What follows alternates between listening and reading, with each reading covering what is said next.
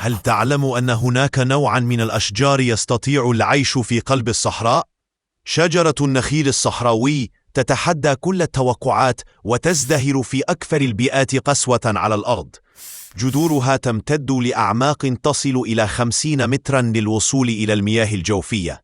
تستطيع تحمل درجات حرارة تتجاوز 50 درجة مئوية وتبقى خضراء رغم سنوات الجفاف. هذه المعجزة الطبيعية تنتج ثمارا غنية بالعناصر الغذائية وتوفر ظلا حيويا للحياة البرية.